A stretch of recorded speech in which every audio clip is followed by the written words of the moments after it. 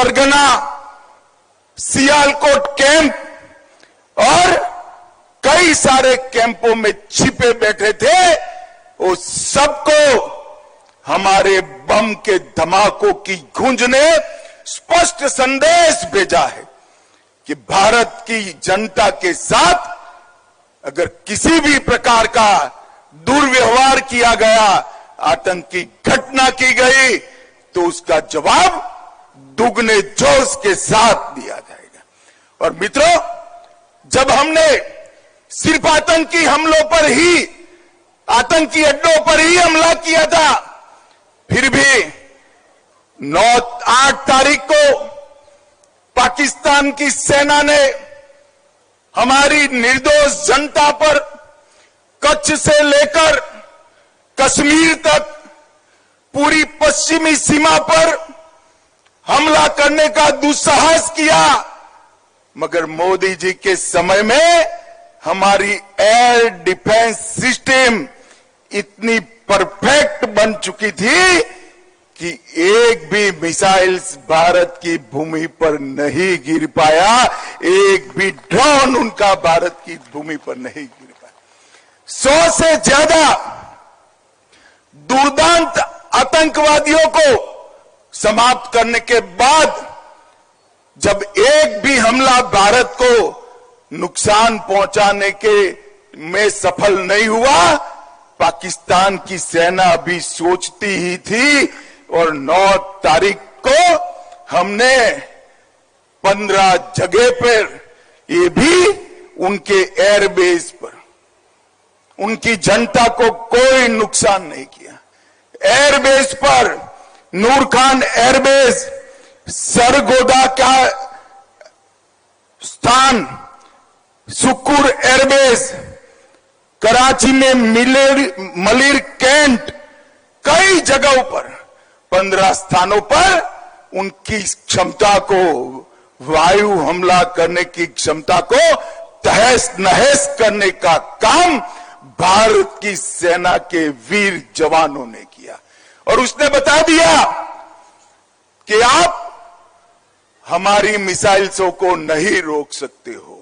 मित्रों, और आज पूरा दुनिया के लोग जब इसका एनालिसिस कर रहे हैं, भारत की सेना के सामर्थ्य को आश्चर्यचकित और आनंदित होकर देख रहे हैं।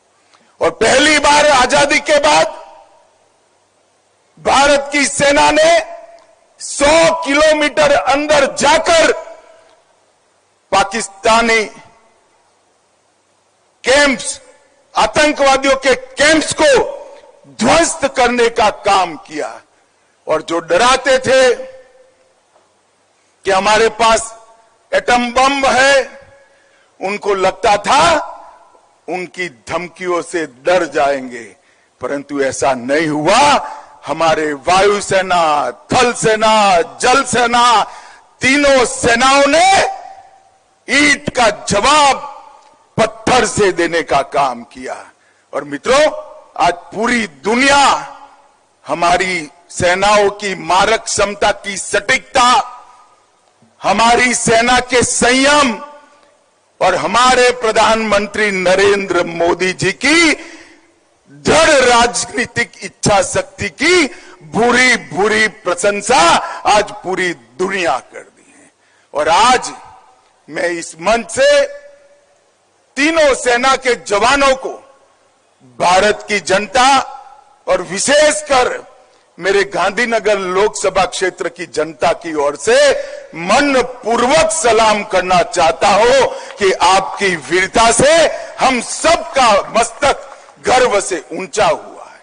और हम सब के लिए एक और गर्व का विषय है कि गुजरात के ही सपूत, भारत माता के सपूत, गुजरात और पूरे देश की जनता इस विषय पर भी गर्व कर रही है कि एक ऐसा नेता भारत माता की कोख से जन्मा जिसने भारत माता के मस्तक को ऊंचा करने का काम किया, देश को सुरक्षित करने का काम किया। और भाइयों बहनों, जब तक दुनिया में मिलिट्री ऑपरेशंस की चर्चा होती रहेगी, ये ऑपरेशन सिंदूर की भी चर्चा होगी। और ऑपरेशन सिंदूर, इसका नामकरण स्वयं प्रधानमंत्री ने किया, जो हमारी माताओं बहनों के सम्मान में किया। सिंदूर का सम्मान ये भारत का संस्कार है। ये दुनिया के सभी लोगों को एक साथ समाचार देने का काम ऑपरेशन का नाम सिंदूर रखने से ही हो गया।